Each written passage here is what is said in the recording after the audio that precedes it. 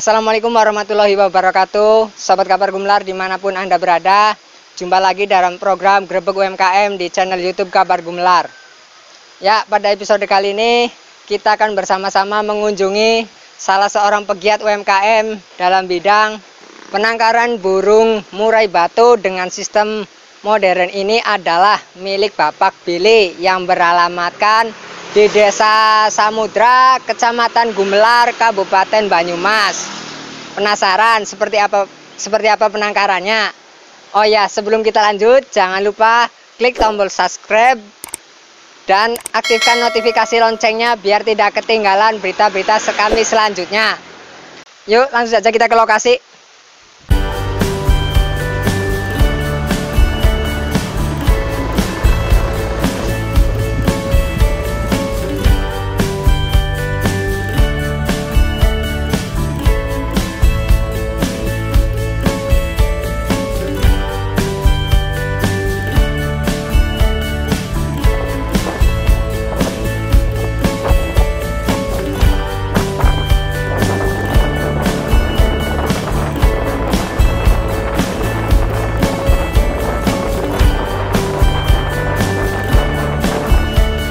Ya, kita sedang menuju ke lokasi Grebek UMKM penangkaran burung yang berada di Desa Samudra.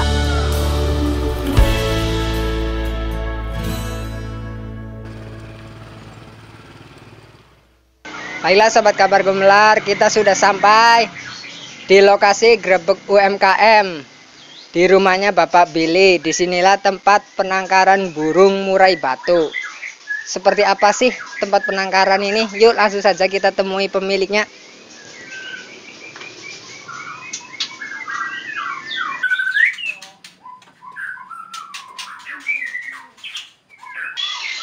Assalamualaikum. Waalaikumsalam. Pak Billy, gimana kabarnya? Alhamdulillah baik, Mas. Ya Pak Billy, ini kami dari tim Kabar Gumelar mau minta waktunya untuk berbincang-bincang sebentar mengenai penangkaran burung milik Pak Billy, boleh? Boleh, silakan, Mas.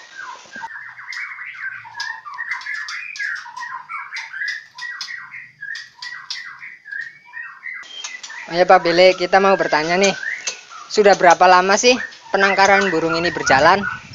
Kalau untuk keseluruhan burung dari sekitar 4-5 tahun yang lalu sudah mulai. Berarti sudah lama juga ya Pak? Ya cukup lama, walaupun belum senior banget di peternakan, tapi udah cukup lama lah. Awal mulanya Pak Billy ini kepikiran bikin usaha penangkaran burung ini gimana Pak? Kalau awal mulanya karena saya kan tadinya dari Jakarta, pindah ke kampung, ke desa, balik kampung itu bingung mau kerja apa karena tani nggak bisa. Akhirnya paling simpel kan ternak burung. Tadinya ternak burung, terus juga sedikitnya ada kerajinan kandang yang mungkin sudah nggak sempat lagi diurusi karena sibuk di ternak burung ini. Jadi awal mualanya itu dari karena saya bingung pekerjaan, Mas. Pastinya itu tadinya. Berarti awal mulanya karena bingung pekerjaan, jadi Bapak Billy meluangkan waktunya untuk penangkaran burung. Betul. Awalnya dari situ. Walaupun akhirnya yang tadinya semi iseng, alhamdulillah sampai sekarang itu udah mungkin bisa dikatakan ini pekerjaan utama saya sebagai peternak. Itu. Khususnya di murai. Ya Pak, kalau boleh tahu di sini murainya apa saja sih? Kalau yang sekarang itu murai, kalau kelas murai kan banyak ya, ada Lampung, ada Medan, ada Jambi, ada Bordan. Kalau di tempat saya itu Medan Super sama Medan Bahorok. Yang lain kita kebetulan nggak ada. Ya, khusus di Medannya, murai Medan. Karena memang murai Medan kecenderungan harganya itu cenderung lebih tinggi dibanding murai jenis yang lain. Tuh, Mas. Berarti kebanyakan di sini murainya murai Medan. Nggak kebanyakan, tapi semuanya. Jadi semuanya gitu. Semuanya murai Medan. Kita nggak ada murai jenis lain. Oh iya Pak. Yang membedakan penangkaran burung murai di sini dengan yang lain apa, Pak? Mungkin kalau yang membedakan, kalau teman-teman peternak yang lain itu peternakannya mungkin sekedar punya kandang, punya indukan, dikasih makan gitu. Tapi untuk kayak sistem suhu, temperatur, kelembaban itu nggak sempat dipikirkan.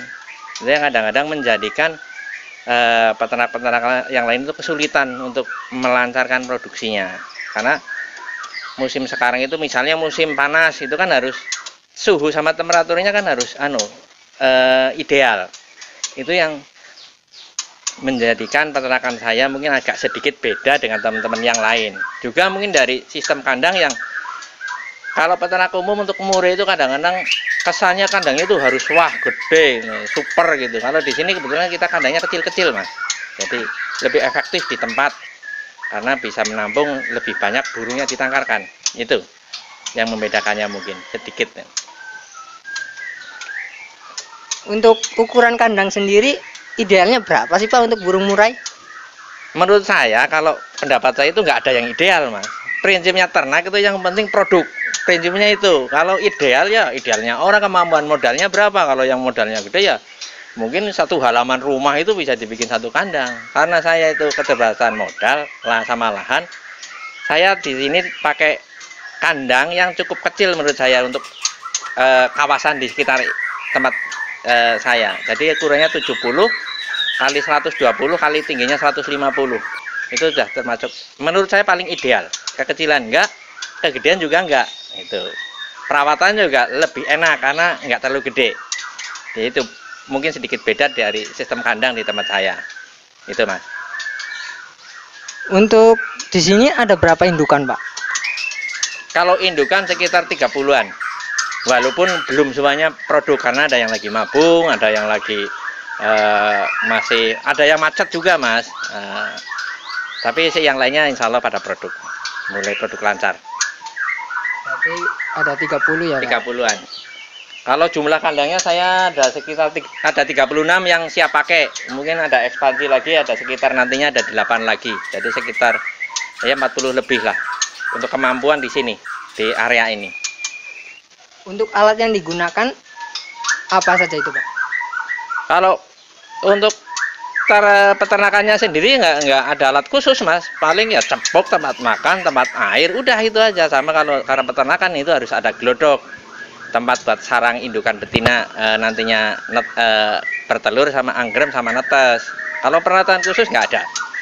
Sebenarnya cukup simpel, Mas. Untuk peternak murai itu cukup simpel dan ini sangat bisa dikerjakan oleh semua orang yang memang sedikitnya mau sedikit telaten gitu, karena murai peternakan burung pada umumnya itu memang harus agak sedikit telaten gitu. Jadi untuk alat sendiri tidak terpengaruh ya, Pak? Nggak ada terlalu pengaruh yang signifikan, itu nggak ada, umum-umum aja, Mas. Kecuali ada hal-hal khusus, misalnya di tempat saya itu ada hal-hal khusus yang beda dengan peternakan di tempat lain, dan hal-hal ini sedikitnya sudah mulai diterapkan di rekan-rekan peternak di tempat lain, karena ternyata ini juga untuk cukup efektif untuk menanggulangi misalnya cuaca terlalu panas atau cuaca kurang lembab, itu cukup efektif. Kita pakai alat nozzle sprayer, jadi bikin uap di dalam kandang supaya bisa mengatasi suhunya yang mungkin terlalu tinggi gitu. Nanti saya tunjukkan alatnya seperti apa, karena cukup simpel, cuman orang mungkin nggak pada tahu gitu, Mas. Ini yang tadi saya bilang, ini kontrolernya, ini kontrol untuk temperatur, ini temperatur suhu, ini untuk kelembaban. Kalau suhu sudah di atas 33, kali settingnya 33 derajat, ini alatnya akan nyala.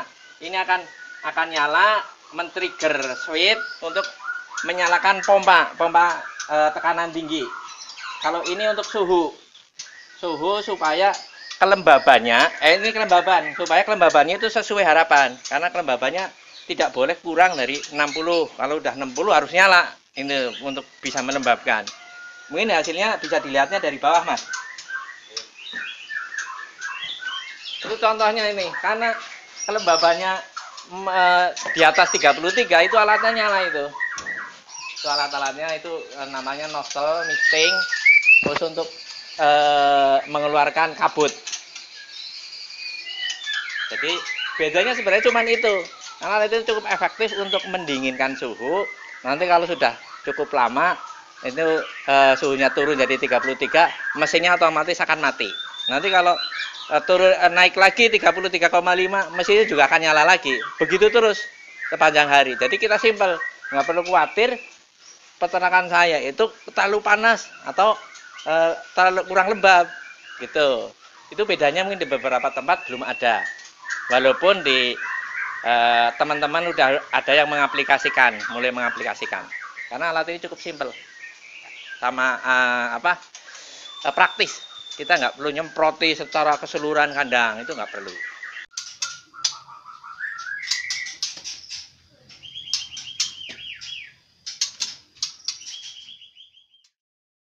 Peminat burung murai ini sebagian besar wilayah mana saja, Pak? Kalau wilayahnya yang jelas wilayah Gumelar itu, walaupun saya tidak khususkan untuk Gumelar, karena saya khususkan untuk Jakarta, Purwokerto, terus Surabaya sama sebagian kecil Kalimantan, itu sebagian ke sana. Walaupun kalau peternakan saya itu untuk Gumelar mungkin saya nggak terlalu fokuskan untuk pemasaran karena lingkupannya terbatas. Berarti Bapak sendiri untuk peminatnya kebanyakan dari luar daerah ya, Pak? Betul, dari luar kota semua. Hampir semuanya itu luar kota. Untuk harga anakan sendiri berapa, Pak? Untuk harga trotolan, kalau anakan muda itu istilahnya trotolan yang masih muda, kisaran umur 2 bulan itu paling murah 1,5, paling murah. Paling mahal untuk lingkup sini sekitar 3 juta. Tapi kalau untuk Jakarta, untuk kelas tertentu itu bisa sampai 7-8 juta. Tapi indukannya juga tertentu, jadi nggak semua. Tuh. Mahal juga ya, Pak? Ya lumayan, Mas. Kalau untuk kalau dilihat dari sisi jualnya itu kelihatannya cukup menggiurkan. Tapi memang menggiurkan, Mas. Saya berharap untuk wilayah Gumelar sendiri akan banyak orang yang berkecimpung di peternakan murai, khususnya murai. Syukur-syukur ya burung lain lah gitu. Karena memang layak untuk buat usaha. Representasi buat usaha itu cukup, harganya cukup menggiurkan intinya itu. Gitu, Mas. Biasanya kalau peminat burung murai itu datang ke sini langsung apa gimana sih, Pak? Awalnya biasanya datang, dan saya untuk orang tertentu saya wajibkan datang. Karena saya juga pengen supaya calon pembeli itu tahu indukan yang akan saya jual anakannya itu seperti ini gitu. Jadi mereka tidak ngira-ngira kira-kira hasilnya seperti apa, itu enggak. Jadi karena udah lihat indukannya di sini kayak apa, biasanya mereka tarik, saya pengen anakannya ini itu. Karena mereka sudah tahu. Kecuali sudah pernah, biasanya mereka pesan, saya pesan yang indukan kandang nomor sekian atau yang indukan ini itu. Jadi kalau yang awalnya biasanya saya suruh datang. Jadi sebagian besar datang ke tempat sini ya, Pak? Betul, bagian besar awalnya datang. Kalau sudahnya saya kirim pakai kereta. Kalau luar kota saya kirim pakai kereta. Ini Pak, cara Bapak untuk mensikapi peraturan pemerintah tentang hewan-hewan yang dilindungi bagaimana, Pak? Kalau untuk peraturan pemerintah khususnya terkait dengan peraturan Menteri nomor 20 itu tahun 2019 kemarin sebenarnya ditunda, tapi informasinya memang tahun 2022 akan tetap dijalankan.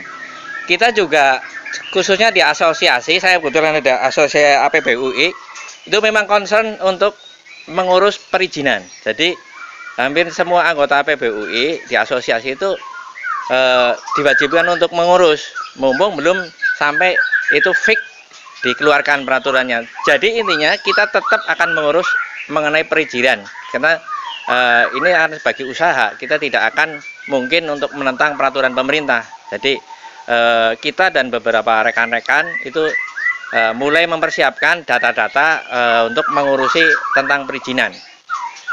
Yang jadi kendala memang khusus untuk wilayah Gumelar, itu tempat perizinannya itu di Cilacap cukup jauh, yang kedua di Pemalang sama di Semarang. Jadi memang akan ada kesulitan. Kalau kita tidak ngumpul bareng dengan teman-teman peternak di sini, kita biayanya terlalu besar untuk nanti untuk mengurus. Maksudnya untuk akomodasinya bolak-baliknya itu terlalu gede. Kalau bisa bareng-bareng kan lebih enak gitu. Ada nggak Pak pesan-pesan buat para peternak yang lain? Saya sendiri berharap sesama peternak mari kita sama-sama mengurus perizinan, karena kalau tidak berizin nanti kedepannya bisa jadi kendala karena kan bertentangan dengan kebijakan pemerintah. Jadi intinya saya berharap yuklah sama-sama peternak kita mengurus perizinan. Jadi kita nanti punya usaha, jelas ini usaha yang berizin, tidak usaha liar. Karena burung murai nantinya juga akan dilindungi, itu Mas. Baik Pak Billy, terima kasih atas waktunya. Semoga usahanya semakin lancar dan sukses. Amin amin, sama-sama Mas. Terima kasih Mas. Baik, demikian tadi bincang-bincang kita dengan Bapak Billy selaku pemilik penangkaran burung murai batu. Semoga dapat menginspirasi Sobat Kabar Gumelar.